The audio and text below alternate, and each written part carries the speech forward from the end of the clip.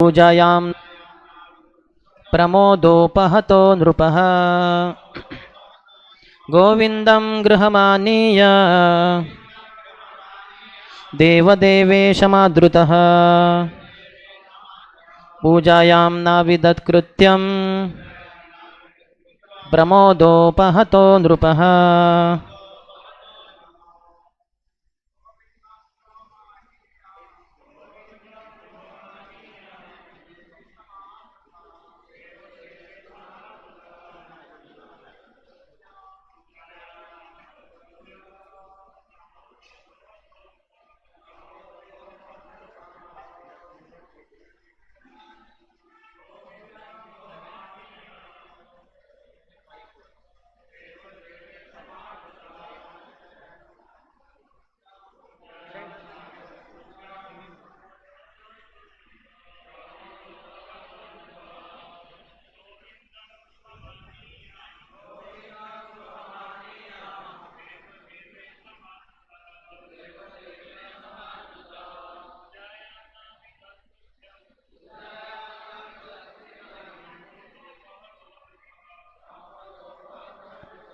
माताएं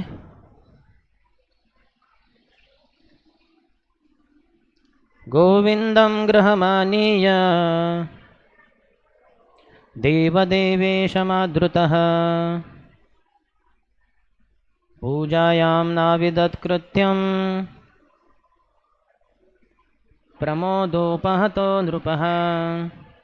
इसका शब्दार्थ, अनुवाद और तात्पर्य कृष्ण कृपा श्री मूर्ति अभय चरणारविंद भक्ति वेदांत स्वामी शिल प्रभुपाद के शिष्यों द्वारा गोविंदम भगवान कृष्ण को गृहम अपने घर में आनीय लाकर देव सारे देवताओं के देव ईशम परमेश्वर तथा नियंता आदृतः पूज्य पूजायाम पूजा में न अविदत नहीं जान पाए कृत्यम विस्तृत क्रिया प्रमोद उनके अधिक हर्ष से उपहतः अभिभूत नृपः राजा। अनुवाद, देवताओं के परमेश्वर भगवान गोविंद को राजा युधिष्ठिर अपने निजी निवास स्थान में ले आए। राजा हर्ष से इतने विभोर हो गए कि उन्हें पूजा का सारा अनुष्ठान विस्मृत हो गया। तात्पर्य, शिल प्रभुपाद लिखते हैं, जो ही वे कृष्ण को महल के भीतर ले आए, राजा युधिष्ठिर हर्ष से इतने विभोर हो गए कि एक तरह से वे भूल ही गए कि कृष्ण का स्वागत करने तथा उनकी ठीक से पूजा करने के लिए उन्हें क्या करना चाहिए। ओम ज्ञानतिमिरन्धस्य ज्ञानाञ्जनशलाकया चक्षुरोन्मिलितं येन तस्मै श्रीगुरवे नमः। श्रीचैतन्यमनोभीष्टं स्थापितं येन भूतले स्वयं रूपः कदा मह्यं ददाति स्वपदान्तिकं। वन्देऽहं श्रीगुरोः श्रीयुतपदकमलं श्रीगुरून् वैष्णवांश्च श्रीरूपं साग्रजातं सहगणा रघुनाथान्वितं तं सजीवं साद्वैतं सावधूतं परिजनसहितं कृष्णचैतन्यदेवं श्रीराधा कृष्णपादान् सहगणा ललिता श्रीविशाखान्वितांश्च वाञ्छाकल्पतरुभ्यश्च कृपा सिन्धुभ्य एव च पतितानां पावनेभ्यो वैष्णवेभ्यो नमो नमः। जय श्री कृष्ण चैतन्य प्रभु नित्यानंद श्री अद्वैत गदाधर श्रीवास आदि गौर भक्त वृंद। हरे कृष्ण कृष्ण कृष्ण हरे हरे, हरे राम राम राम हरे हरे।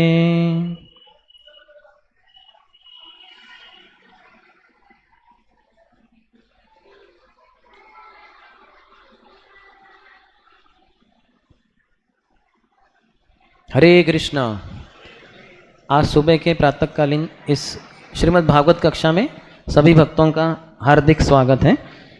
हम जो ये चर्चा कर रहे हैं दशम स्कंद से 71वां अध्याय, ये बहुत ही महत्वपूर्ण यहाँ एक चीज़ बताई जा रही है।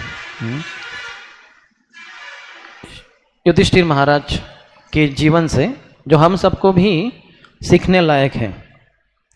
तो सर्वप्रथम हम पार्श्वभूमि बताना चाहेंगे कि जब श्री कृष्ण द्वारका में थे उग्रसेन महाराज के सभा में, तो वहाँ अचानक एक अनोखा व्यक्ति आ गया जिसको किसी ने पहले देखा नहीं था।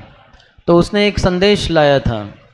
जब पूछा गया तो बताया कि बहुत सारे राजा, करीबन 20,000 राजाओं को राजा जरासंध ने, जो मगध देश के राजा थे, उन्होंने उनको पकड़ के रखा है और नरबलि चढ़ाने के लिए उनको वो उपयोग में लाने वाले हैं। सबकी बलि चढ़ाई जाएगी, 20,000 राजाओं की। तो वो सब राजा जो कैद में थे, जेल में थे, उन्होंने सबने निवेदन भेजा था इस दूत के द्वारा कि कृपया भगवान कृष्ण के पास जाइए द्वारका में और बताइए उनको कि हमें छुड़ाए, हम ऐसे मरना नहीं चाहते। कौन मरना चाहेगा वैसे? तो वो नहीं मरना चाहते थे, लेकिन जरासंध बहुत ही क्रूर व्यक्ति था, इस कृत्य को करने जा रहा था।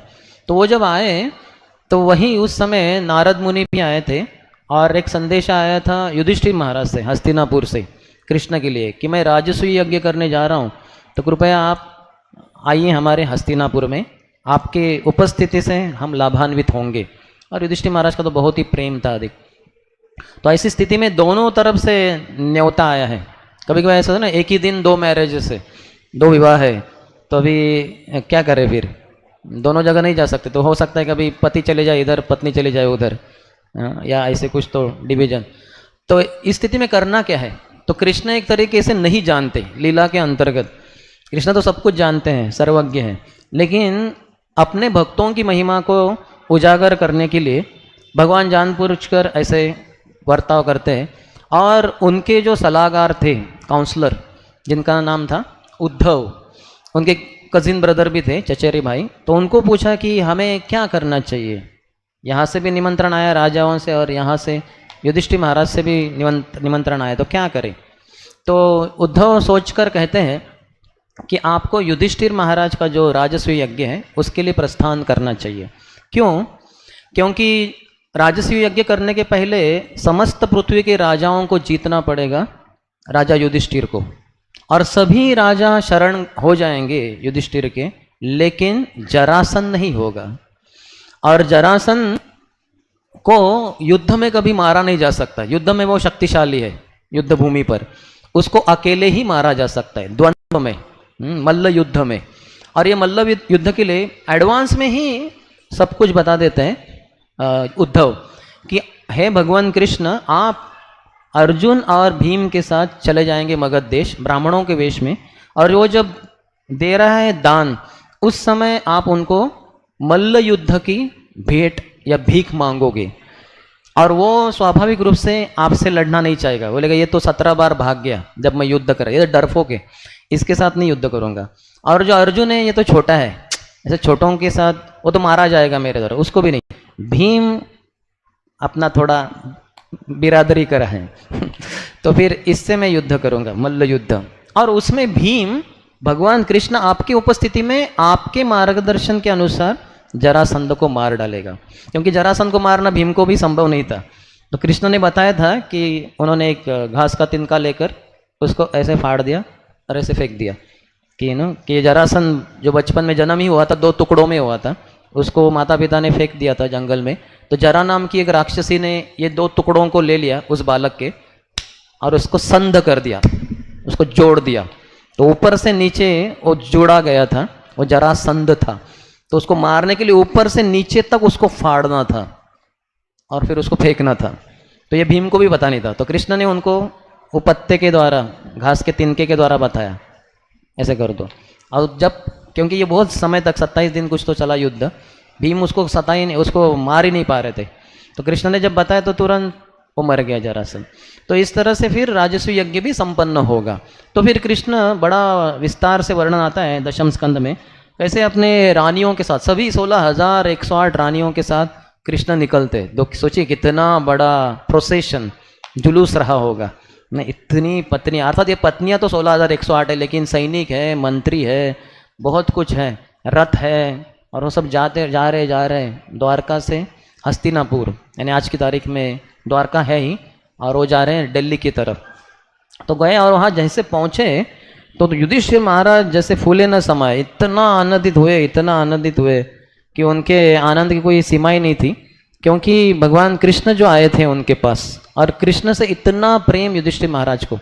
पूरा युद्ध जो लड़ा गया महाभारत का, उसका एकमात्र कारण रहा कृष्ण की प्रसन्नता। क्योंकि युधिष्ठिर महाराज ऊपरी रूप से तो क्षत्रिय रहे, लेकिन उनका स्वभाव तो प्रायः ब्राह्मण के समान ही था, तो संतुष्ट थे वो, राज्य वगैरह उनको नहीं चाहिए था। लेकिन कृष्ण की इच्छा रही, नहीं ये सब अधर्मी लोग हैं, दुर्योधन इत्यादि, इन सबको मारना ही है, मैं मारने वाला हूँ काल के रूप में।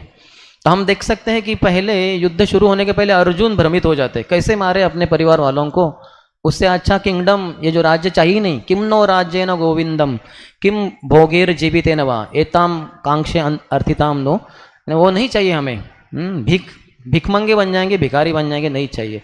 लेकिन कृष्ण ने भगवगीता के उपदेश के द्वारा अर्जुन को सही रास्ते पे लाया कि नहीं, तुम्हें करना है, धर्म युद्ध है ये। और युद्ध के बाद युधिष्ठिर महाराज एक तरीके से भ्रमित हो जाते हैं, मेरे कारण 64 करोड़ लोगों की हत्या हो गई। सोचिए, आपको अगर कुछ पोस्ट पोजीशन देना है, आपके इस मंदिर के प्रेसिडेंट बनाना है, तो इसके लिए आपको 10 लोगों को मारना है किसी को, आप बोलेंगे नहीं मुझे नहीं बनना प्रेसिडेंट, उनको जीवित रहने दो। और यहाँ तो 64 करोड़ लोग मारे गए, और सब पुरुष, उतनी ही पत्नियां, स्त्रियां विधवा हो गई, और वो बच्चे सब अनाथ हो गए। तो युधिष्ठिर महाराज को बड़ा बुरा लगता है कि मेरे कारण ये सब हुआ। तो कृष्ण फिर उनको व्यासदेव के पास लाने, व्यासदेव भी उनको समझा नहीं पाते, तो अंततः भीष्मदेव के द्वारा समझाते। तो युधिष्ठिर महाराज बड़े ही विरक्त हैं, उनको राज्य में कुछ भी रुचि नहीं है। हम देख सकते हैं जब कृष्ण भगवान इस धरातल को छोड़ के चले गए, तो तुरंत जैसे युधिष्ठिर को पता चला, क्योंकि करीबन 7 महीने के लिए अर्जुन आए नहीं थे, द्वारका गए 7 महीने हो गए, आ नहीं रहे, और सब अपशकुन दिखाई देने लगे जब वो हस्तिनापुर में थे युधिष्ठिर राजा। तो उन्होंने सब कुछ सोचा, क्या हो गया क्या होगा क्या होगा, और मन में आया भी शायद क्या वो दुर्घटना तो नहीं हुई जो नहीं होनी चाहिए। और वो ज़रूर, जब अर्जुन वापस आए मायूस थे, जब पूछताछ की गई तो पता चला कृष्ण भगवान चले गए। कृष्ण स्वधाम उपगते धर्म ज्ञानादिभिसह कलौ नष्ट दृशामेश पुराणार्को अधुनोदित। तो कृष्ण चले गए, सब संसार अंधकार में डूब गया। तो युधिष्ठिर महाराज तुरंत अपने राजसी जो वस्त्र थे रेशम के, तुरंत निकाल दिए, एक सिंपल साधा एक सफ़ेद रंग का धोती पहन लिए, और जैसे वानप्रस्थ आश्रम के लिए प्रस्थान किए, हाथ में एक लाठी लिए। तो लाठी भी वो टेढ़ा मेढ़ा ही था, वो कुछ भी देखा नहीं, अपने प्रेस्टीज कुछ नहीं। उन्होंने मंत्रियों को कहा कि जो जन्मेजय है कृष्ण के, अर्जुन के जो पुत्र अभिमन्यु, उनके पुत्र परीक्षित को आप राजा बनाइए। और ये चले गए वहाँ से वन की तरफ, वानप्रस्थ आश्रम स्वीकार किया उन्होंने। तो इतने अनासक्त थे युधिष्ठिर महाराज। जनरली सामान्यतः इस संसार में लोग इतने पागल होते हैं, पोस्ट पोजीशन, कुछ पद प्राप्त हो जिसमें लोगों के ऊपर कुछ राज्य किया जाए, लोग मेरे अधीन रहेंगे, तो अच्छा लगता है थोड़ा लोगों को ऑर्डर देना, ये करो वो करो। अब जब लोग करते हैं तो मिथ्या अहंकार को बड़ा मक्खन मला जाता है उसके ऊपर, बहुत अच्छा लगता है, वाह कैसे मेरे कारण लोग भाग रहे इधर उधर। तो ये बहुत ही भौतिकवादी चेतना है, जो भौतिकवादी व्यक्ति में जितना इंद्र तृप्ति की भावना है उतना करते हैं। इसलिए काफ़ी लोग विवाह भी नहीं करते, क्योंकि उनको ऐसा कुछ पद प्राप्त होना चाहिए। तो क्योंकि it is called as subtle sex, एक सूक्ष्म मैथुन है वो। स्थूल मैथुन में तो शारीरिक संबंध रखा जाता है, लेकिन सूक्ष्म मैथुन में राज्य किया जाता है। लोग, जनता मेरे अंदर अंतर्गत है और मैं उनके ऊपर राज करूँगा, और वो मुझे झुकेंगे, मुझसे मांगेंगे कि सर ये सुविधा दीजिए, मैं बोलूँगा ठीक है ले लो। तो बहुत अच्छा लगता है मिथ्या अहंकार को। तो इसके कारण लोग बहुत सारे राज्य पद प्राप्त करने, लेकिन युधिष्ठिर महाराज को बिल्कुल राज्य करने में बिल्कुल भी उत्साह नहीं है। तो यह सेक्शन जो है 23 to 45, 23 से लेके 45 तक, इसमें पांडवों के द्वारा कैसे बहुत ही आदर से कृष्ण का स्वागत किया गया, कृष्ण की पत्नियों का 16,108 पत्नियां और अन्य जो आए थे कृष्ण के साथ, इन सबका स्वागत हुआ। तो पहले श्लोक में भी बताया गया था, इसके पहले करीबन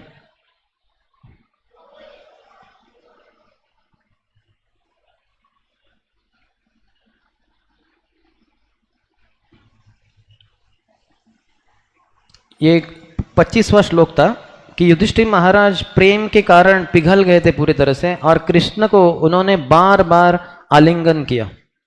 ये 25वें श्लोक में ही हो गया था। और उसके बाद कहा गया था कृष्ण के आलिंगन से युधिष्ठिर महाराज में जो भी कुछ थोड़ा बहुत भौतिक कल्मश रह गया होगा उससे वो मुक्त हो गए और वो आनंद के सागर में डूब गए।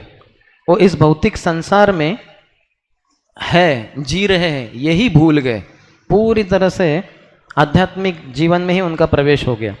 फिर बाकी जो 4 पांडव है युधिष्ठिर महाराज को छोड़ के, इन्होंने भी कृष्ण का स्वागत किया। किस तरह से किया है उसका विस्तार से वर्णन हुआ। फिर वंदी मगध जो अलग अलग होते हैं उन्होंने कृष्ण का गुणगान किया और फिर कृष्ण इंद्रप्रस्थ में प्रवेश किए, उनका गुणगान कर रहे थे। इंद्रप्रस्थ का जो साज सजावट है जो किया था सब बताया गया। जो तरुणियाँ थी वो कृष्ण के स्वागत के लिए, कृष्ण को देखने के लिए अपने घर को छोड़कर तुरंत भागी और उन्होंने सोचा कि कृष्ण की पत्नियां कितनी सौभाग्यशाली है कि उनको ऐसे इतने सुंदर पति के रूप में प्राप्त हुए हैं। और जो जनता थी वहाँ की प्रजाजन, उन्होंने भी भगवान को अलग अलग प्रकार से पूजा वगैरह की। और ऐसे होने के बाद कृष्ण बड़े स्वागत के साथ अंदर प्रवेश करते हैं। वहाँ माता कुंती बहुत ही हृदय से, प्रेम से कृष्ण को आलिंगन करती है, क्योंकि उनका तो उनके भाई वसुदेव का पुत्र है, तो भाई का बेटा ही है, तो बहुत प्रेम है कुंती माता को कृष्ण से। और फिर ये 39वां श्लोक आता है जिसमें युधिष्ठिर महाराज कृष्ण को बड़े प्रेम से अपने राज दरबार में लाते हैं, पर्सनल क्वार्टर में, और फिर बहुत ही आनंद से कृष्ण की कैसी पूजा करनी है यही भूल जाते हैं। तो हम थोड़ा इसके ऊपर ही चर्चा करेंगे। विश्वनाथ चक्रवर्ती ठाकुर कहते हैं कि आनंद के मारे युधिष्ठिर महाराज कृत्यम जो थे, कृष्ण को पूजा करने के कृत्य, अभी कोई आता है घर में मेहमान, ऐसे पूजनीय व्यक्तिगण, तो उनको आदर के अलग अलग साधन होते हैं। उनको तो पहले स्वीट स्माइल देना चाहिए, और जैसे पहले के ज़माने में कहेंगे कुछ तो है ना, हरे कृष्ण, या फिर जो भी आजकल बोलेंगे सर गुड मॉर्निंग, तो ऐसे स्वागत करना चाहिए। ये स्वागत बहुत महत्वपूर्ण है, एक सामान्य जनता को इसको करना चाहिए। ऐसा कहते हैं कि अगर शत्रु भी आ जाए घर में तो उसको इस तरह से स्वागत करना चाहिए कि वो भूल जाए कि मैं शत्रु के घर में आया हूँ, ऐसे लगना चाहिए कि मित्र के ही घर में आया हूँ। जैसे पांडवों का जो युद्ध चल रहा था कौरवों के साथ, वो तो सूर्योदय से सूर्यास्त तक चलता था। जैसे ही सूर्यास्त हो गया तो तुरंत वो एक दूसरे के मित्र बनते थे, एक दूसरे के टेंट्स में जाते थे जहाँ निवास स्थान है, और गले लगते थे और कहते थे, गुणगान करते थे। दुर्योधन बोलेगा भीम को, तुमने बहुत बढ़िया आज लड़ाई की।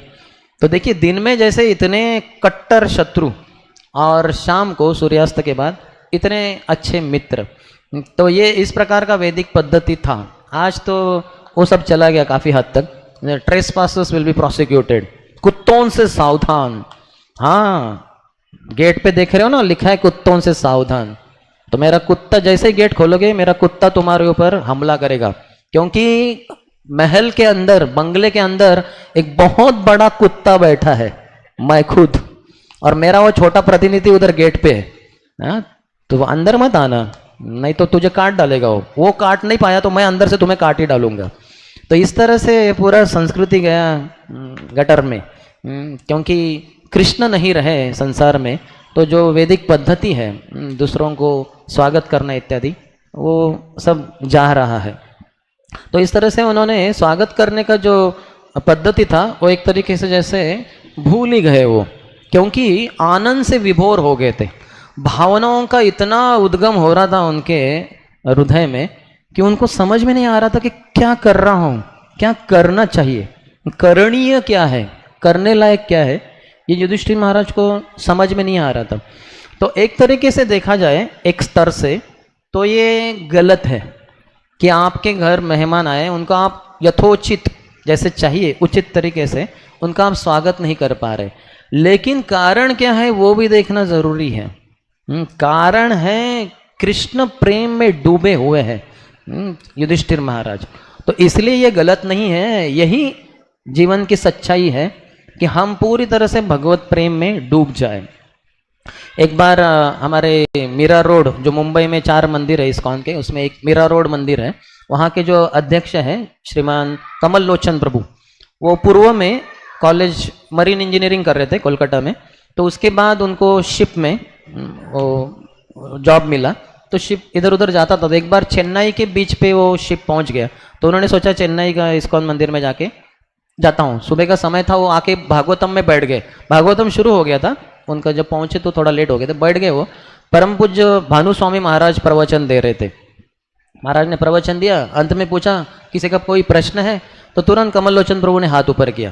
ये थोड़े नए ही थे एक तरीके से भक्ति में, तो उन्होंने पूछा ये पूरा ब्रह्म माधव गौड़ीय संप्रदाय का इतना बड़ा तत्वज्ञान है, इसका सार क्या है, अंततोगत अंत क्या है, अल्टीमेट क्या है वो? तो महाराज बोले कि ultimately there is no philosophy, there are only feelings. अंततगत्वा कुछ तत्वज्ञान है ही नहीं, सिर्फ भावनाएं है। ये तत्वज्ञान क्यों है? इस तरह से समझने के लिए कि भगवान से कैसे प्रेम करना चाहिए। भगवान शाश्वत है, हमारे नित्य स्वामी है, जीव स्वरूप है, कृष्ण नित्य दास, कि हम उनके दास है, ये सब समझना है। लेकिन अंततगत्वा क्या करना है? भावनाओं को ही भगवान को अर्पण करना है। पत्रम पुष्पम फलम तोयम यो में भक्त्या प्रयच्छति। प्रभुपाद क्या लिखते हैं इसका इंग्लिश में ट्रांसलेशन है ना, अगर कोई प्रेम से और भक्ति से, है ना, जो भक्ति ही शब्द आया है, यो में भक्त्या प्रयच्छति तदहम भक्ति उपरतम, भक्ति शब्द है। लेकिन प्रभुपाद क्या कहते हैं? विथ लव एंड डिवोशन, प्रेम और भक्ति से। तो भक्ति यानी प्रेम, प्रेम यानी शुद्ध प्रेम यानी भक्ति। तो ये भावनाओं को भगवान को अर्पण करना, यही हमारे जीवन का एक ही इसका उद्देश्य है। श्री जो भक्ति रसामृत सिंधु ग्रंथ है, उसके अंतर्गत बहुत सारे इमोशंस, भावनाओं को बताया गया है कि राधा और कृष्ण के, गोपियों के या अन्यों के भक्त जो है कृष्ण के, उनका कृष्ण के प्रति कितना प्रेम है और उस प्रेम में कैसे वो भावनाओं को प्रकट करते हैं। जो भी कुछ भावनाएं हमारी, ये बहुत ही महत्वपूर्ण है। ये कोमल हृदय से ही भावना प्रकट होती है, पत्थर दिल से भावना प्रकट नहीं हो सकती, लेकिन कोमल हृदय से। लेकिन वो कोमल हृदय भी भौतिकता से द्रवित कोमल हृदय नहीं, अध्यात्म से, कृष्ण प्रेम के प्रति कारण जो आध्यात्मिक हृदय है, उससे ही वो भावनाएं प्रकट हो सकती है।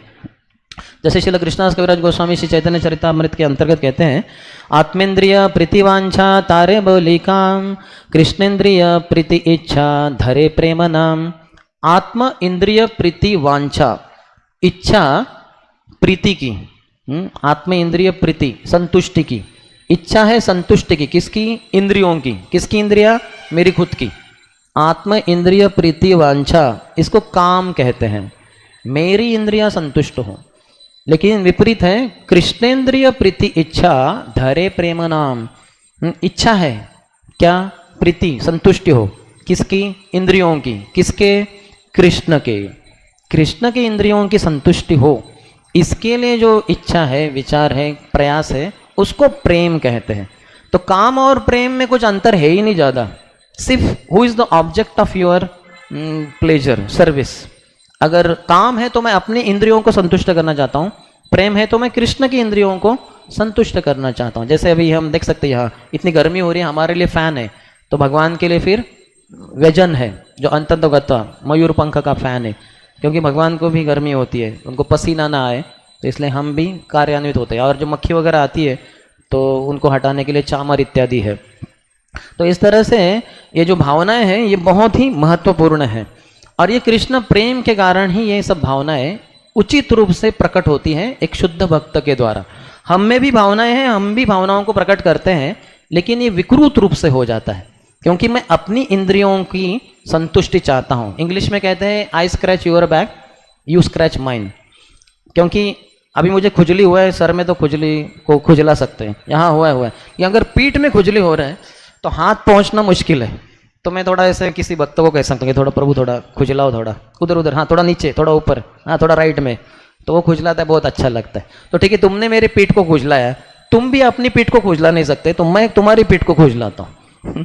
तो इस तरह से हमारी मैत्री है, यानी खुद को ही केंद्र में रखा है, लेकिन उसको मदद जो करेगा उसके प्रति थोड़ा कुछ सेवा दिख रही है, तो इसको काम ही कहते हैं, ये प्रेम नहीं हुआ। हमारे श्री कृष्णदास कविराज गोस्वामी ही कहते हैं, प्रेम धन बिना व्यर्थ दरिद्र जीवन, दास करी वेतन मोरे देह प्रेम धन। प्रेम धन ये सबसे बड़ा धन है। इस संसार के लोग आर्थिक धन के पीछे भागते रहते हैं, या फिर रूप धन या गुण धन और अन्य प्रकार के विद्या धन, इसके पीछे भागते हैं। ये तो भौतिक हो गया। आध्यात्मिक जो है कृष्ण प्रेम, ये सबसे बड़ा धन है, उसके बिना व्यर्थ है जीवन।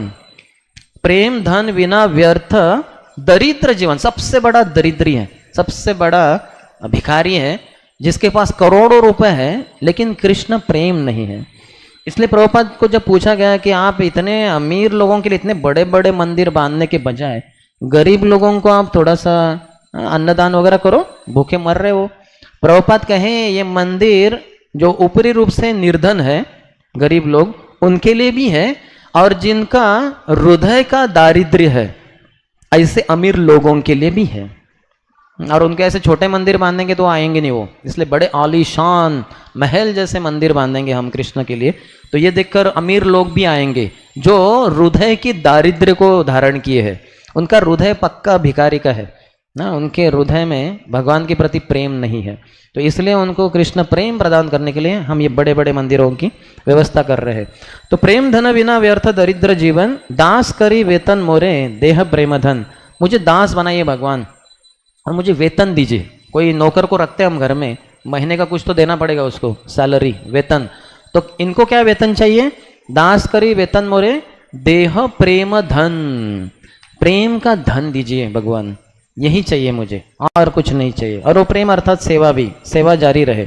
श्री चैतन्य महाप्रभु ये श्लोक को उद्धृत करते हैं श्री चैतन्य चरितामृत के अंतिम अध्याय में, अंत्य लीला का 20वां अध्याय, उसमें जब वो कहते हैं नयनम गलदश्रुधारया वदनम गदगदरुद्धया गिरा पुलकैर निचितं वपु कदा तब नाम ग्रहणे भविष्यति। नयनम गलदश्रुधारया, कब मेरे आंखों से अविरत अश्रुधाराओं का प्रवाह होगा। वदनम गदगद रुद्धया गिरा, कब मैं बोलते बोलते मेरा जो आवाज है वो रुद्ध हो जाएगा, अवरुद्ध हो जाएगा भगवान के प्रेम के कारण। जब बहुत प्रेम उमड़ आता है तो आवाज बंद हो जाती है, बोलना ही बंद हो जाता है। दुख में भी ऐसा होता है और आनंद में भी होता है, प्रेम में भी होता है, क्योंकि ये भावनाएं है। तो भावनाओं में वो सब होता है, आंखों से अश्रु प्रवाह होगा, बहुत कुछ होता है। तो नयनम गलद अश्रु धारया वदनम गदगद रुद्धया गिरा, नेक्स्ट पुलकैर निचितम वपु कदा, कब मेरे जो रोंगटे हैं शरीर के ऊपर, बाल, वो सब खड़े हो जाएंगे। रोमांच व्हाट पुलकैर निचितम वपु कदा तब नाम ग्रहणे भविष्यति। भगवान का नाम लेते लेते, तो भगवान का नाम लेते लेते तो हमें पसीना ही छूट जाता है, ये कब 16 माला, इतना समय लगेगा, हो ही नहीं रही, कहाँ है गुरुमणि, कब क्यों नहीं आ रहा है पास में। तो हमें भगवान के प्रति प्रेम नहीं है तो अलग प्रकार की भावनाएं उमड़ आती है, लेकिन प्रेम होना चाहिए। प्रेम किसमें है? जिसमें अधिक नम्रता है, ह्यूमिलिटी। जब केशव काश्मीरी आए थे दिग्विजय पंडित नवद्वीप में, एक ही उद्देश्य से कि मैंने संसार के समस्त विद्वानों को परास्त किया है। अभी ये जो नवद्वीप है, जो हाई सीट ऑफ लर्निंग है, विद्या का बड़ा स्थान है पूरे संसार में, तो यहाँ के पंडितों को, हजारों लाखों पंडितों को मुझे हराना है।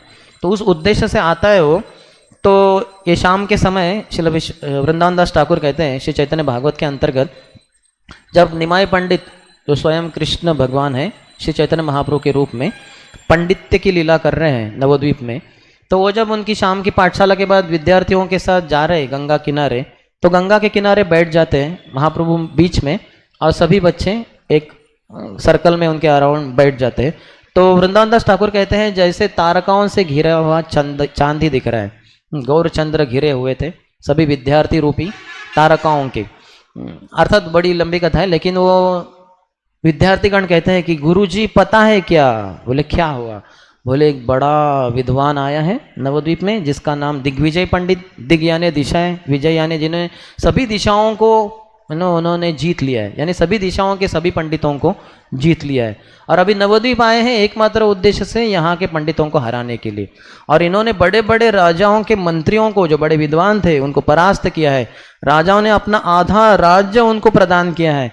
वो चलता है तो हाथी, घोड़े, ऊंट और फिर सिल्वर के यानी चांदी के और स्वर्ण के रथों के साथ चलता है। राजा जो उनके द्वारा परास्त किए हैं वो भी उसके साथ चलते हैं। लगता है कि मानो राजा ही चल रहा है, हालांकि है तो ब्राह्मण, लेकिन ऐसा लगता है जैसे राजा ही चल रहा है करके। तो चैतन्य महाप्रभु ने जो वर्णन सुना तुरंत उनको समझा है कि ये तो बड़ा अहंकारी पंडित लग रहा है। तो तुरंत चैतन्य महाप्रभु कहते हैं कि ये बहुत ही अहंकारी है। तो इस बारे में वो कहते हैं, फलवंत वृक्ष आर गुणवंत जन, नम्रता से तहारा स्वभाव अनुक्षण। जो फल से भरा हुआ पेड़ है और जो गुणों से भरे हुए लोग होते हैं वो हमेशा नीचे झुकते हैं। नम्रता, नम्रता से तहार, स्वभाव अनुक्षण, क्षण के बाद क्षण, उसको अनुक्षण कहते हैं। हर क्षण वो नम्र रहते हैं। तो ऐसे नम्र भक्त झुकते हैं और मिथ्याहंकार के द्वारा वो कभी भी बलि नहीं होते। मिथ्याहंकारी व्यक्ति को झुकना पड़ेगा। Pride comes before A fall. अहंकार चढ़ जाता है व्यक्ति को, उसके बाद उसका पतन हो जाता है।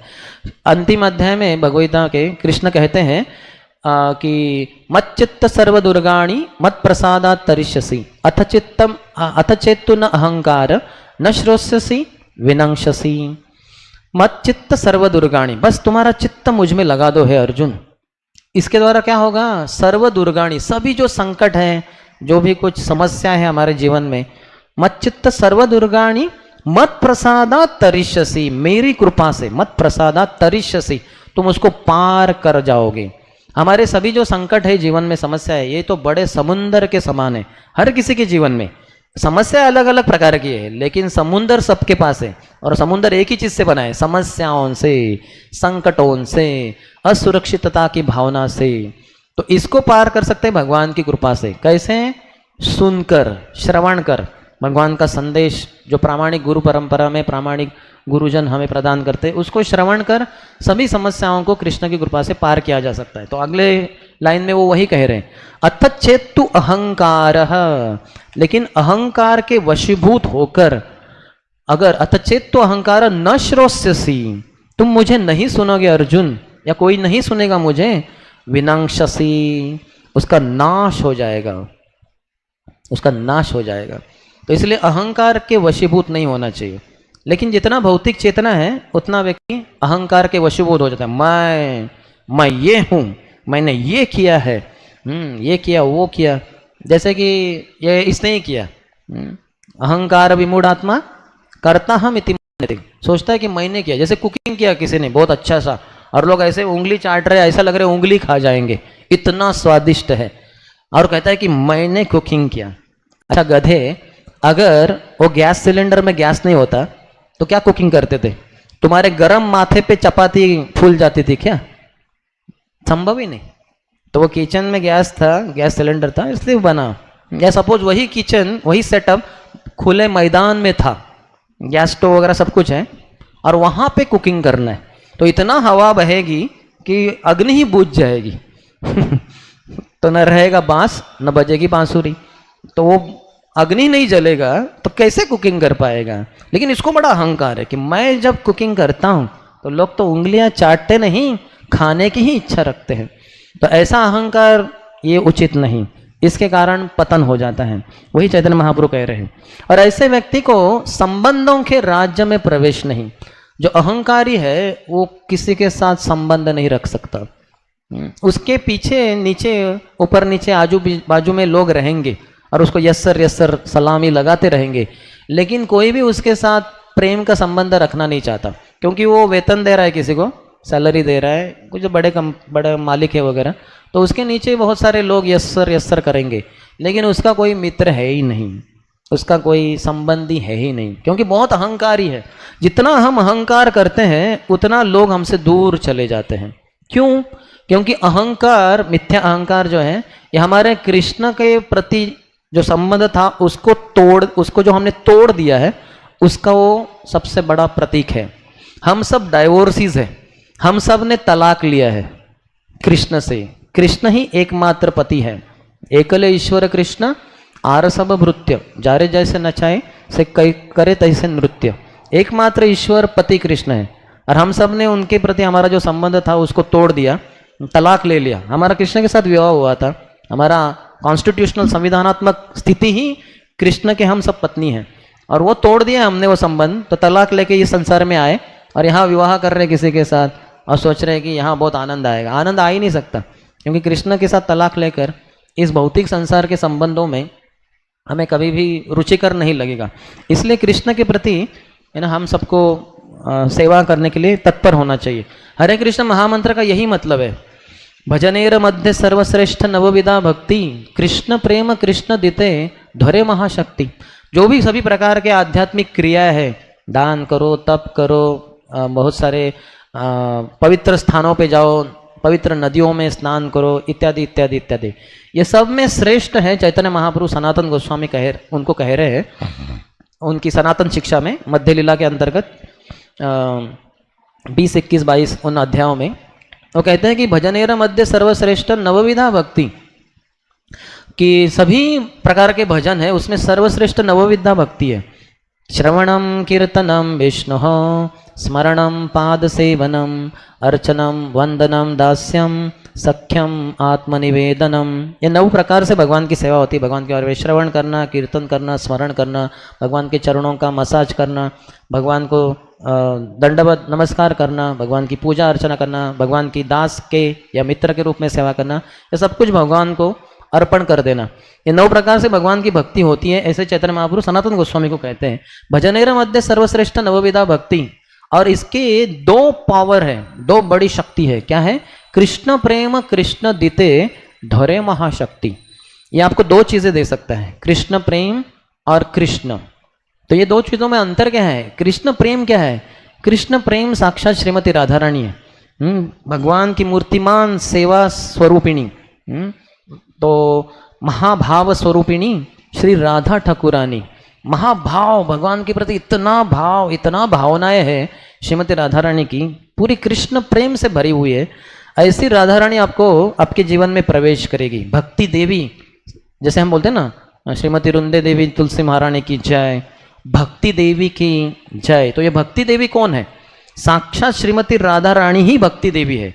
लेकिन राधा रानी विस्तारित भी होती है एक स्त्री के रूप में, देवी के रूप में, जिनको भक्ति देवी भी कहते हैं, लेकिन वो साक्षात राधा रानी ही भक्ति देवी मूर्तिमान स्वरूपिणी है।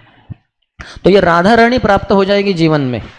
हमारे जीव गोस्वामी पाद ने शायद एक ही गीत लिखा है, कृष्ण प्रेममयी राधा, राधा प्रेममया कृष्ण। जीव गोस्वामी का गीत है ये। तो वो कहते हैं कि कृष्ण प्रेममयी राधा, जैसे दैवी ही ऐशा गुणमयी। महाराज भगवान की जो बहिरंगा शक्ति है दुर्गा, ये बनी है गुणों से, सत्वगुण, रजोगुण, तमोगुण। दैवी ही ऐशा गुणमयी, गुणों से भरी हुई, गुणों से बनी हुई। लेकिन राधा रानी कैसी है? कृष्ण प्रेममयी राधा, पूरे कृष्ण प्रेम से भरी हुई है श्रीमती राधा रानी। राधा प्रेममय कृष्ण, और कृष्ण भरे हुए पूरे राधा प्रेम से। जैसे एक स्पंज होता है, उसको अगर पानी में डुबो दिया जाए, पूरी तरह से बाहर निकालेंगे, जहां भी दबाएंगे पानी ही बाहर निकलेगा, क्योंकि वो पूरा पानी पानी से ही भरा हुआ है। दिखता नहीं वैसे, ऐसा लगता है कि एक स्लैब है ऐसा, लेकिन दबाएंगे किधर से भी तो पानी आएगा। वैसे श्रीमती राधा रानी को कहीं से भी स्पर्श करे, बस कृष्ण प्रेम ही बाहर निकलता है, पूरे कृष्ण प्रेम से ही वो भरी हुई है। तो ऐसे राधा रानी यानी भक्ति जब हम करते हैं तो हमारे जीवन में पूरा खुशहाली आ जाती है, समृद्धि आ जाती है, सब प्रकार से कुछ भी संकट नहीं रहते, समस्या नहीं रहते, पूरा दुख मुक्त हो जाते हैं। शुद्ध भक्ति का पहला लक्षण ही है क्लेशाग्नि, सभी क्लेशों का नाश हो जाता है। दूसरा है शुभदा, सब प्रकार की शुभ चीज़ें जीवन में हो जाती है, कुछ अशुभ नहीं होता, अनिष्ट अरिष्ट कुछ नहीं बचता जीवन में, क्योंकि कृष्ण आते हैं, भक्ति देवी श्रीमती राधा रानी प्रवेश करती हैं। तो आगे के श्लोक में भगवान कहते हैं कृष्ण प्रेम कृष्ण, कृष्ण भी प्राप्त हो जाएंगे हमें। दिते धरे महाशक्ति, ये शक्ति हम सब में आ जाएगी अगर हम भक्ति ध्यान से करेंगे, विशेष नवविधा भक्ति। तो नवविधा भक्ति बताने के बाद अगले श्लोक में महाप्रभु कहते हैं सनातन गोस्वामी को, तार मध्य सर्वश्रेष्ठ नाम संकीर्तन निरपराध नाम लैले पावे प्रेम धन। तो ये जो नवविधा भक्ति बताई उसमें बोले सर्वश्रेष्ठ क्या है, नाम संकीर्तन, हरे कृष्ण कृष्ण कृष्ण हरे हरे, हरे राम राम राम हरे हरे। तो ये तो साबित हो गया पूरा प्रूफ के साथ, महाप्रभु खुद बोल रहे हैं, और कौन चाहिए कि सर्वश्रेष्ठ नाम संकीर्तन है, तार मध्य सर्वश्रेष्ठ नाम संकीर्तन। लेकिन नाम संकीर्तन करना कैसे है उसका अगले लाइन में बता रहे, निरपराध नाम लैले पावे प्रेम धन। प्रेम धन कब मिलेगा, सिर्फ नाम संकीर्तन के द्वारा नहीं मिलेगा, निरपराध भावना से नाम लेना होगा, नहीं तो फिर कोटि जन्म कोरि यदि श्रवण कीर्तन तबुत न पाए कृष्ण पदे प्रेम धन। करोड़ों करोड़ों जन्मों के लिए आप ऐसे प्रवचन सुनते रहें और मैं ऐसे प्रवचन करता रहूं, फिर भी कृष्ण के चरणों में आसक्ति पैदा नहीं होगी, प्रेम उत्पन्न नहीं होगा अगर हम अपराध कर रहे तो। कोटि जन्म करी बहुजन्म कोरि यदि श्रवण कीर्तन तबुत न पाए कृष्ण पदे प्रेम धन, ये प्राप्त नहीं होगा अगर हम अपराध कर रहे तो। क्योंकि अपराध करने का अर्थ है मैं अपने आप को जिसका अपराध कर रहा हूं उससे श्रेष्ठ समझ रहा हूं, तुम नीचे हो मैं ऊपर हूं, तो तुम गए गुजरे हो मैं श्रेष्ठ हूं, तो इसी भावना के कारण ही अपराध होता है। इसलिए महाप्रभु पूरे चैतन्य भागवत में दो ही चीजें बोलते हैं, हमेशा कृष्ण नाम लीजिए और भक्तों के प्रति किसी के प्रति भी अपराध न कीजिए, या अन्य शब्दों में कहते हैं हमेशा कृष्ण का नाम लीजिए और भक्तों की या अन्यों की सेवा कीजिए। सेवा भावना से सेवा करेंगे दास के रूप में तो फिर कभी भी अपराध नहीं होगा। और निरपराध नाम लैले पावे प्रेम धन, कृष्ण प्रेम प्राप्त हो जाएगा। अपने आप को नीच मानना है ही हम नीच, अगर प्रामाणिकता से अपने ही हृदय में झांक के देखे तो इसके लिए कोई प्रूफ की जरूरत ही नहीं। जैसे श्रील भक्तिविनोद ठाकुर कहते हैं, हमारा जीवन सदा पापे रहता नाही को पुण्य लेश, पारे रे उद्वेग दिया छीजे को तो दिया छी जीवे रे क्लेश, हमार जीवन सदा पापे रहता नाही को पुण्य लेश। तो ये हम अगर पढ़े वो सॉन्ग तो समझ सब लाइन मेरे बारे में है, हर शब्द मेरे बारे में, हर अक्षर मेरे बारे में बोल रहे हैं भक्तिविनोद ठाकुर, उनके बारे में नहीं है, उनको लागू ही नहीं होता, ये सिर्फ मुझे लागू होता है। प्रामाणिकता से अगर हम उसको देखें तो ऐसे अगर नम्रता से तृणाधिक हीन निज मानी, अपने आप को निज मानी, अपने आप को तृण से भी अधिक हीन मानेंगे तब अपराध नहीं होगा और कृष्ण प्रेम रूपी धन प्राप्त होगा। और फिर हम नाम संकीर्तन बड़े प्रेम से करेंगे। और ये नाम संकीर्तन का अर्थ क्या है, परम पूज्य भक्तिचारू महाराज को मैं 2015 के इस्कॉन लीडरशिप संघ में सुन रहा था। भक्ति सिद्धांत ठाकुर का आविर्भाव दिन था शायद फरवरी में, तो उस समय कीर्तन मेला हुआ था आधे दिन के लिए। तो महाराज जब आए परम पूज्य भक्तिचारू स्वामी महाराज, तो उन्होंने थोड़ा स्पीच दिया 15-20 मिनट के लिए। तो उसमें जो बोला महाराज ने, मैं अपने जीवन भर में कभी भी नहीं भूल सकता, बहुत अच्छा था। जो भी कुछ सर्वोत्कृष्ट चीज़ें सुनी है उनमें से ये एक चीज़ है। तो वो कहें ये हरे कृष्ण महामंत्र का अर्थ क्या है। हरे कृष्ण महामंत्र का अर्थ है कि हे कृष्ण, हे Shrimati Radha Rani, I love you. English में कहा था उन्होंने, पूरा जो बोला था, तो आई लव यू। तो इस संसार में बचपन में हम माँ को बोलते हैं कि माँ मैं तुमसे प्रेम करता हूँ, आई लव यू। जवानी में कोई लड़का शायद लड़की को या लड़की लड़के को बोलेगी आई लव यू, फिर वो बोलता है आई लव यू टू। या फिर हो सकता है कोई और किसी और को बोले। लेकिन ये सब जो लव हमारा बिखरा हुआ है इधर उधर, ये सब काम वासना है हमारी, उसको वहाँ से निकाल कर कृष्ण में ही अगर लगा दे और कृष्ण को कहे कि कृष्ण आई लव यू, मैं आपसे प्रेम करता हूँ, फिर जीवन में इतनी खुशहाली आ जाएगी। हम पूरे आनंदाम्बुधि वर्धनम प्रतिपदम पूर्ण अमृत आस्वादनम, हर क्षण हम आनंद का अनुभूति करेंगे। जैसे यहाँ युधिष्ठिर महाराज कर रहे, अब पागल हो गए, वो समझ में नहीं आ रहा उनको कि आरती करूं कि क्या माला डालूं कि पुष्प डालूं, कुछ भी नहीं किया उन्होंने। वो पूरा यही जीवन का लक्ष्य है हमारा, कृष्ण प्रेम में पागल हो जाना।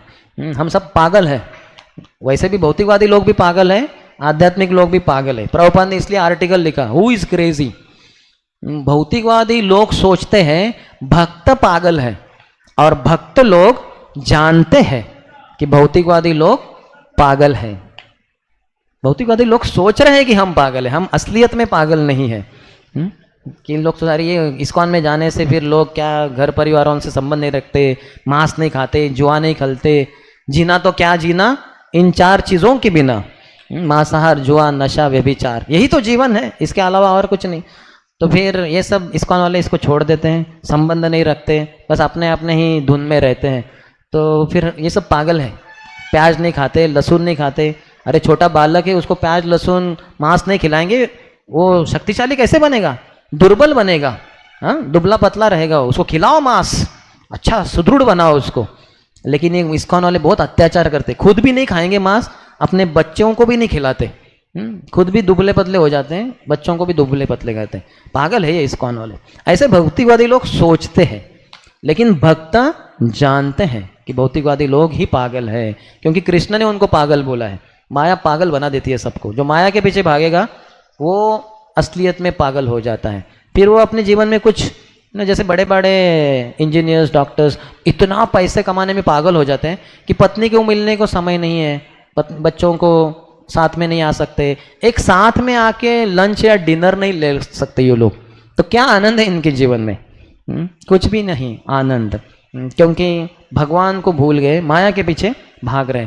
तो हरे कृष्ण महामंत्र का अर्थ है Krishna and Radha Rani I love you, मैं आपसे प्रेम करता हूँ। तो ये कृष्ण प्रेम के कारण ऐसे हम बोल सकते हैं। जो सही में मिथ्या अहंकार को दूर रखकर नम्रता की भावना से सभियों का अगर वो आदर करे और उनकी सेवा करे, तो उसके हृदय में कृष्ण प्रेम है, और वो हृदय से, सच्चे दिल से कृष्ण को कह सकता है आई लव यू।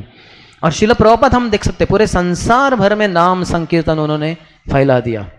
जो आज चल रहा है पूरे संसार में हरि नाम, हम ले रहे हैं या कोई और ले रहा है, इसका सभी का श्रेय एकमात्र श्रील प्रभुपाद को ही जाता है, क्योंकि वो ही सर्वप्रथम भारत के सीमा के बाहर चले गए, निर्धन थे भौतिक रूप से, सिर्फ 40 रुपए है, लेकिन किसी को पता नहीं सबसे बड़े धनी हैं संसार के, सधन थे, सधन धनी, क्योंकि कृष्ण प्रेम रूपी संपत्ति पूरा हृदय में इतना भर भर के थी कि वो बाहर उमड़ रही थी, उसका ओवरफ्लो हो रहा था, वो पूरे संसार में फैल गया हरिनाम प्रभुपाद के कारण एकमात्र।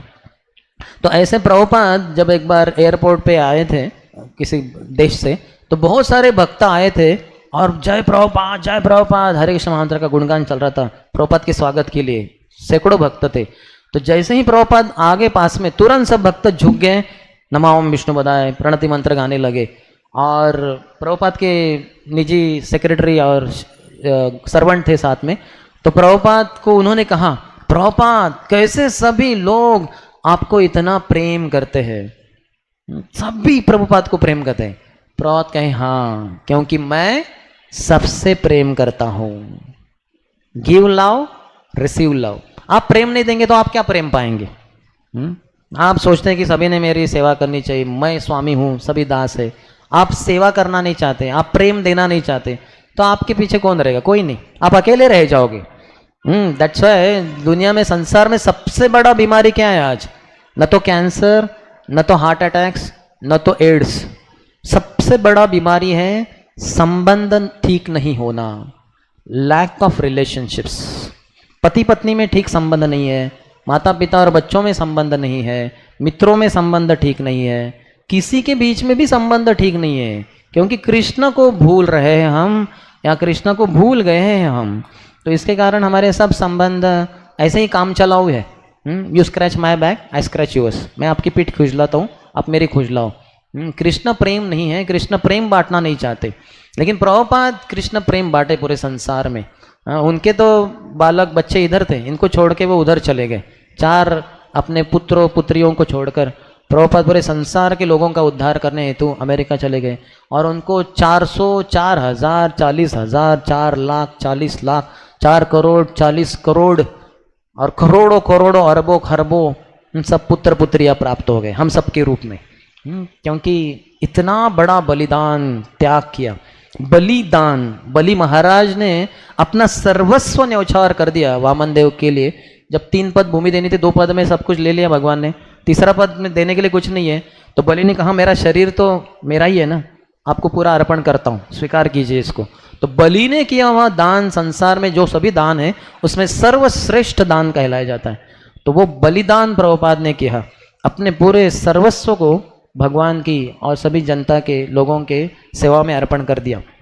तो इसी कारण सभी लोग प्रभुपाद से प्रेम करते हैं। और हम भी अगर प्रेम बांटे तो प्रेम को पाएंगे, इसलिए प्रेम को बांटना चाहिए, तभी प्रेम मिलेगा। तो ये भावनाएं जो युधिष्ठिर महाराज यहाँ प्रकट कर रहे हैं, यही हमारे जीवन का एकमात्र लक्ष्य है कि शुद्ध, बिना किसी मिलावट के अति शुद्ध भावनाएं कृष्ण को अर्पण करें।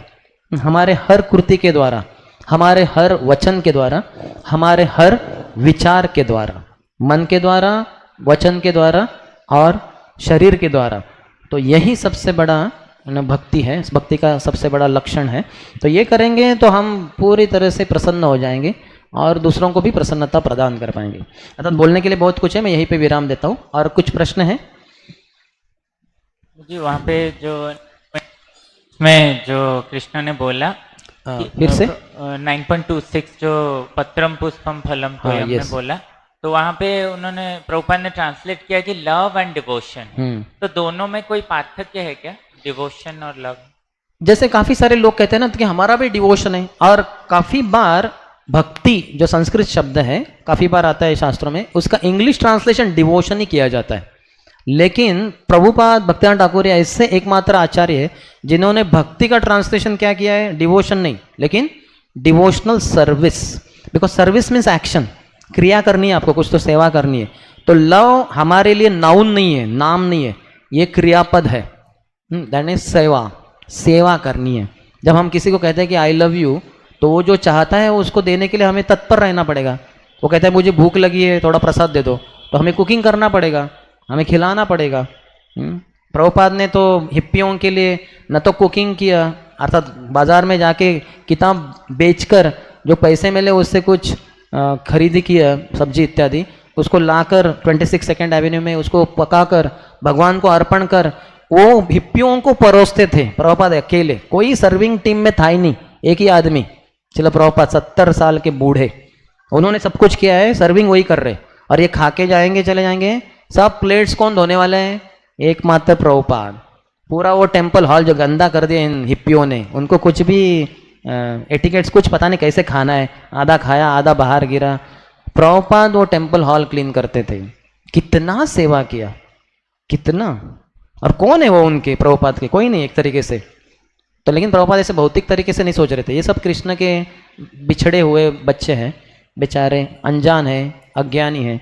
तो मुझे इनको कृष्ण को जोड़ना है, और इनकी इच्छा है कृष्ण भक्ति करने की। थोड़ा नहीं पता कुछ, मैं उनको बता दूंगा। इतना प्रेम दिया, तो इसलिए love is not noun, love is a verb. तो इसलिए प्रेम और भक्ति। और एक चीज प्रभु जी, और एक मेरे को बहुत दिनों से ये कंफ्यूजन है कि जो नवदा भक्ति में यहाँ लिखे कि तार मध्य सर्वश्रेष्ठ नाम संकीर्तन, निरपराधे नाम लैले पाए प्रेम धन। तो अगर नवदा भक्ति में नाम संकीर्तन ही आता है, कई बार लोग बोलते हैं आप लोग जप क्यों करते हो, आप लोग निरपराध नाम संकीर्तन करो, बस आपको जप करना क्या जरूरी है? आप अगर नाम संकीर्तन नहीं, नाम संकीर्तन में हरि नाम जप भी आता है, वो भी है। ऐसा नहीं कि वो उससे अलग है, वो सेम नाम संकीर्तन कर रहे हैं ना, भगवान का नाम ले रहे हैं। अर्थात संकीर्तन यानी सम्यक रूपेण कीर्तन, 2 3 4 5 10 हजार लाखों भक्त साथ में आके जो करे उसको भी संकीर्तन कहते हैं। जप भी जप भी संकीर्तन ही है, ये करना ही करना है। शायद रूप गोस्वामी पाद ने अन्य ग्रंथों में, मुझे याद नहीं कौन सा ग्रंथ, तो उसमें उन्होंने जप के बारे में बहुत कुछ विश्लेषण किया है, जप कैसे होता है, कैसे करना चाहिए, इत्यादि इत्यादि बहुत कुछ है। यस, हरे कृष्णा। हरे कृष्ण। मेरा नाम शिवा साहू है, मैं महांगा उड़ीसा कटक के वैष्णवपानी एरिया के बंदा हूँ। तो मैं पहली बार भुवनेश्वर पाया, I am born of Orissa but I am living in Bhubaneswar. आप ये मत बताइए, प्रश्न पूछिए, समय तो मेरा मन में बहुत सारे प्रश्न है। हाँ तो बाद में पूछिए, अभी इससे संबंधित है क्या? हाँ 2 प्रश्न है, क्लास से संबंधित। हाँ, 2 ये जो हरे कृष्ण हरे राम और उस भजन निताई गौर राधे श्याम, 2 नाम हमारा एरिया महांगा कोटपदा में भजन। प्रश्न पूछिए। हाँ वो 2 प्रश्न, उसका पार्थक्य क्या है? हरे कृष्ण महामंत्र ये उचित है क्योंकि ये श्री चैतन्य महाप्रभु ने दिया हुआ है। और जो भजन निताई गौर राधे श्याम जप हरे कृष्ण हरे राम, ऐसे तो करोड़ों करोड़ों लोगों ने बहुत सारे मंत्र बना दिए हैं और गाते रहते हैं, लेकिन हरे कृष्ण हरे राम श्रेष्ठ ये भगवान ने स्वयं दिया है। ये कली संतरण उपनिषद में भी है और श्री चैतन्य महाप्रभु ने स्वयं इसको तपन मिश्रा को दिया है, अन्य भक्तों को दिया है। दूसरा प्रश्न, जो भजनिताई गौर राधे श्याम जप हरे कृष्ण हरे राम बोलते हैं, तो जो हमारा पूरा महांगा में पूरा वही होता है, कटक साइड में आपको करना है तो आपका चॉइस है।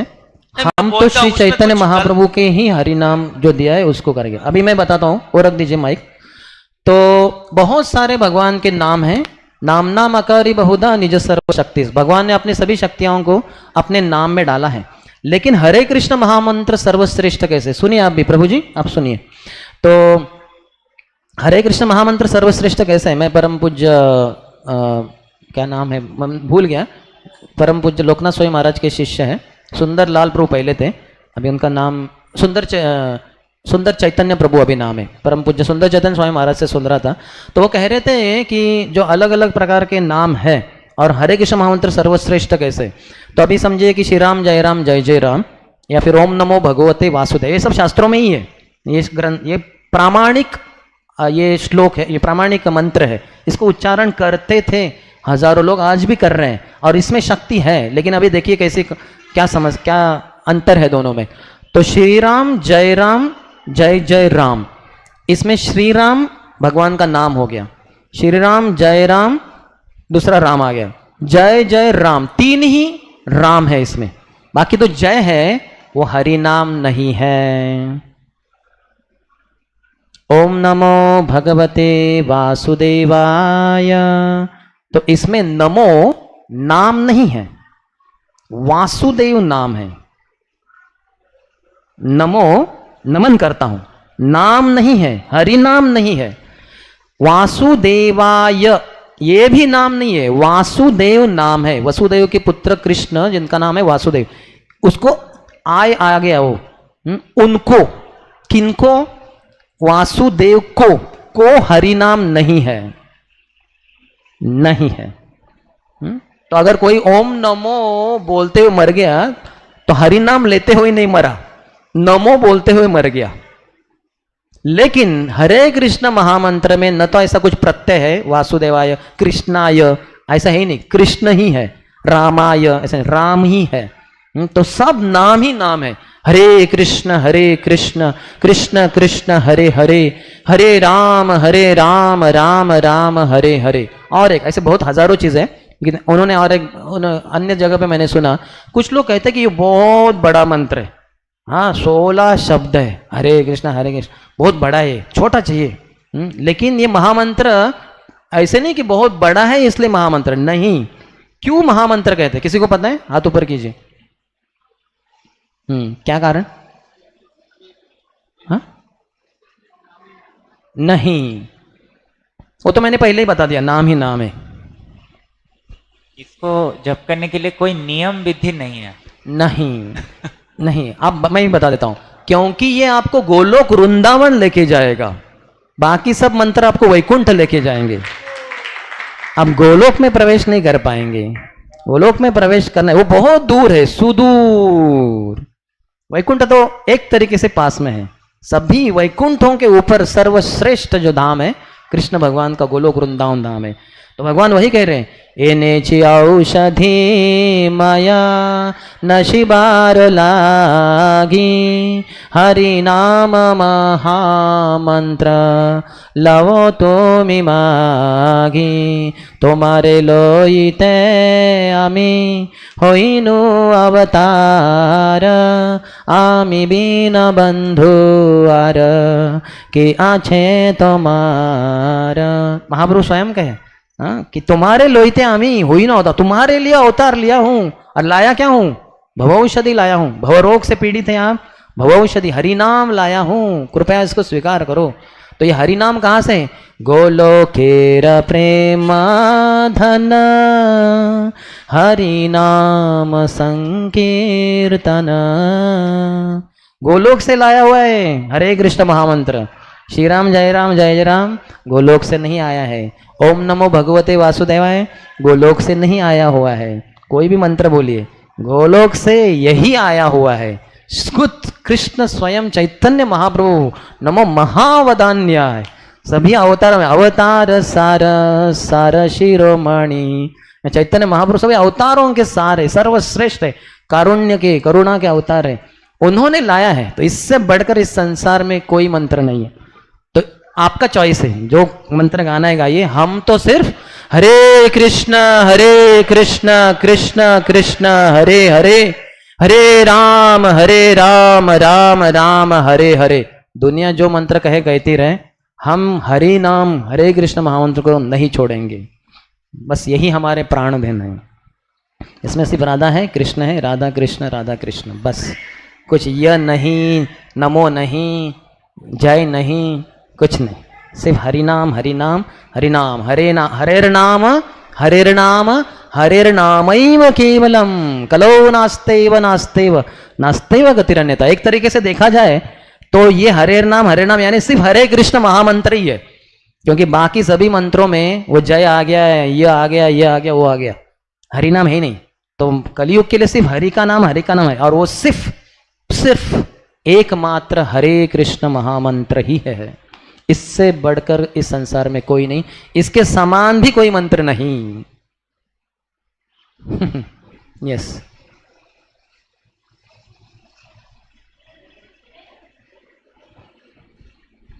ऑन है क्या वो?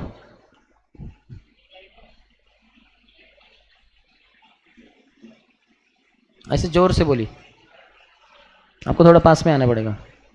आपका कॉम्पिटिशन फैन के साथ है, आगे से नहीं। आप बहुत ही मृदु कोमल स्वर वाले भक्त है। नहीं, आपको इधर ही आना होगा, लैपटॉप नहीं, लेकिन पास में आना होगा।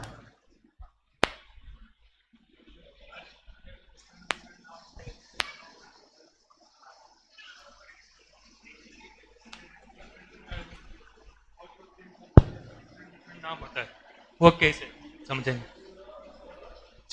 हमारे जैसे ब्रह्म गौड़ीय संप्रदाय का हरे कृष्ण महामंत्र है, जैसे अलग संप्रदाय के श्री संप्रदाय, ये सब संप्रदाय का डिफरेंट नाम होता है। तो वो तो वैकुंठ जाना चाहेंगे तो वैसे नाम लेंगे ना, ओम नमो नारायणाय। नारायण भगवान किधर है? वो तो वैकुंठ में। हम तो सिर्फ एकमात्र कृष्ण ही, एकल ईश्वर कृष्ण आरसभ भृत्य। यहाँ तक कि नारायण बाकी सब अवतार भी भृत्य ही हैं, भगवान के ही, अर्थात वो साक्षात भगवान है, लेकिन सेवा करना चाहते हैं भगवान की।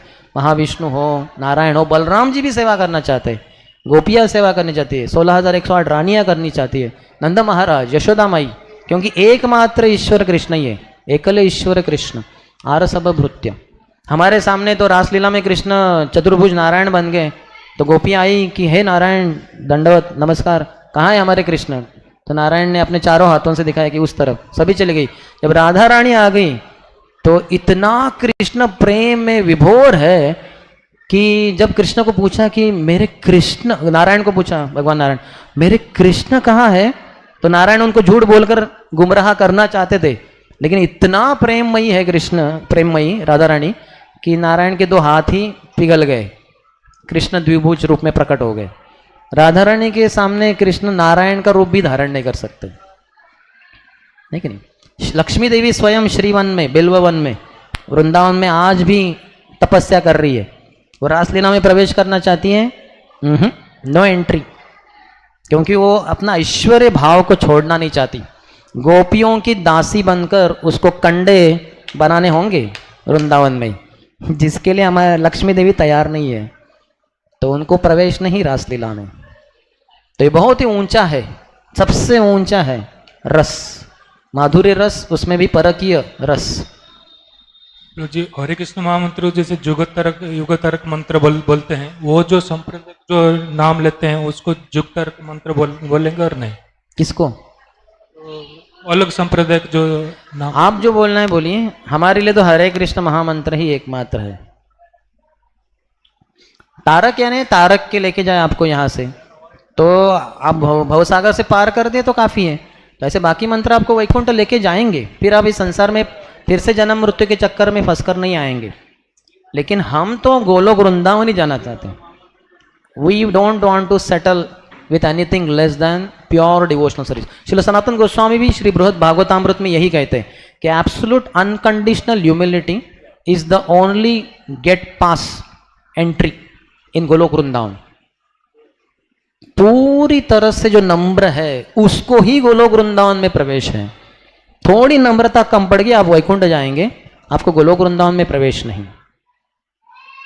एब्सोल्यूट पूरा पूरा भरा हुआ आपका ह्यूमिलिटी होना चाहिए।